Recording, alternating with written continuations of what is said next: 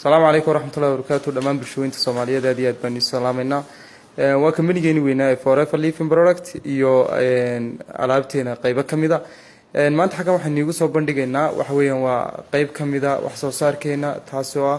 qaybta miisaanka ama miisaan dhimida qaybtan miisaan dhimida waxa loo yaqaanaa C9ka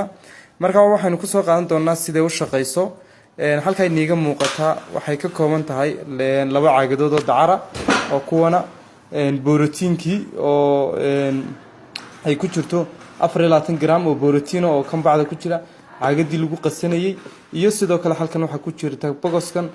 fiberkii cuntooyinkii galka lahaa waxa ku jira kiniinkii baruurta gubayay intii ba ku jirta oo cuntooyinkii fiberkii ay kamid yihiin waxa ku mida kuwan oo kan oo loo yaqaan karsina plus oo baruurta guba iyo kan oo time la yiraahdo ama teedkan yar hoos u dhiga cabirkii baa sidoo kale la socdo oo qofku jirkiisa ku cabirayo buug baa la socda buugaasi wuxuu ka caawinayaa isticmaalka alaabta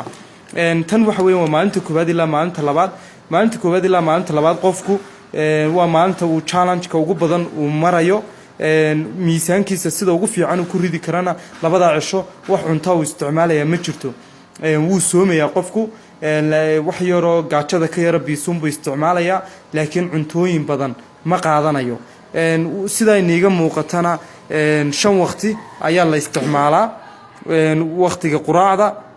xilliga barqada qadada cashada iyo habeenkii sidaas uu soconaya qofku xilliga quraacda wuxuu qaadanayaa qofku 2 midho kiniinka karsina plus waa ka weeyaan halka dambana uu kaga qoran tahay oo waa time-ka karsina plus oo xaga ay kaga qoran tahay oo halka dambe way ku qoran tahay marka isaga laftigiisa way ku qoran tahay xilliyada la qaadanayo waa quraacdii qadadii iyo cashada marka 2 midho karsina plus ayuu qofku qaadanayaa labada markuu qaato wuxuu sugayaa mar walo kiniinka yar la qaato baruurta gubaya 30 daqiiqo ayaa la sugaa 30 daqiiqo programkan waxa ugu fiican xilliga aroortii la bilaabo xilliga salaada subax markuu qofku uu soo tukado markuu inta uu qaato 30 daqiiqo sugo oo uu 30 daqiiqo sugo wuxuu isticmaalayaa aloe vera gel dacarta oo wuxuu ka qaadanayaa dacarta ayuu isticmaalayaa ilaa 60 ml wuxuu dhowr siyaabood buu cabiri karaa wuxuu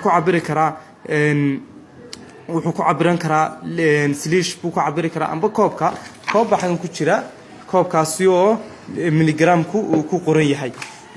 markuu inta isticmaalo aloe vera gel-ka uu isticmaalo wuxuu isticmaalayaa kiniinka yar teemka waa ka yar weeyaan markuu teemka isticmaalo wuxuu isticmaalayaa oo inta ku xigsiinayaa wuxuu isticmaalayaa marka exercise-kaas waa cardiac exercise weeyaan oo wadnaha dhaqaaqiisa bedelaya maha socod maha iska fadhi waa gucleyn weeyaan yar uu sameeyo xilliga barqadii halkii uu shaaha ka cabi jiray wuxuu qaadanayaa forever fiber oo taayaro starch ka yar ayuu qaadanayaa biyo yaro diiran soo qaadanaya uu ku daranaya markuu ku daro deetana uu walaaqanaya qofku xilliga qadada marka la gaaro wuxuu isticmaalayaa 2 midho karsina plus oo kiniinkaas baruurta gubaya wuxuu sugayaa 30 daqiiqo 30 daqiiqo markuu sugo 30 amba exercise buu sameyn karaa amba uu yara jimicsan karaa waxyaabo intaas uu sameyn karaa wuxuu ku xigsiinayaa aloe vera gel dacartiyo sharaaba deetana wuxuu ku xigsiinayaa borotiinkan hal mulqaacadood buu soo qaadanayaa halka qaada markuu deetana caagadan buu ku qasanaya halkan buu ku darayaa mulqaacadii ilaa 300 oo ml oo biyo ah 300 waa ilaa halka weeyaan ilaa halka ayuu joojinaya halka 300 ku qoran tahay kadib 300 uu luxaya deetana xagaas u cabay cunto ahaan buu geli karaa markuu inta cabo wuxuu isticmaalayaa kiniinka yar ee teemka markay gaadho cashadii xilliga cashada kaarsi wuxuu isticmaalayaa kiniinka oo labadii ugu dambeeyay marka kii yar raaba halka ka baxay oo ka 30 daqiiqo ayuu sugayaa kadibna deetana dacarta oo sharaaba ayuu isticmaalayaa dacarta markuu isticmaalo sidaas uu sameeyaa ilaa maghribkii marka ay tahay habeenkii markuu sii seexanayo dacartii 60 ml iyo biyo badan ayuu isticmaalayaa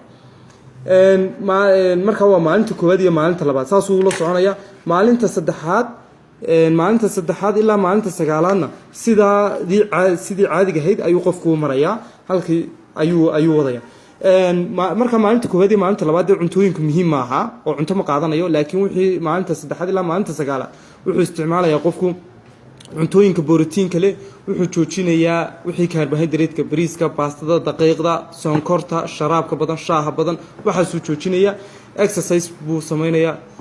beans buu ayuu qaadanaya cuntooyinka aroortii oo kale beanska beedka wuxuu isticmaalayaa cuntooyinkan fiberka ee cunto wadanida ayuu qaadanayaa misirka waxyaabaadka borotiin ku badan yahay ayuu qofku qaadanaya miisaan fiican ayuu ku ridayaa oo aad iyo aad u wanaagsan oo badan intaana jirkiisa uu la soconaya aad baad mahadsantihiin assalaamu calaykum waraxmatullaahi wabarakaatu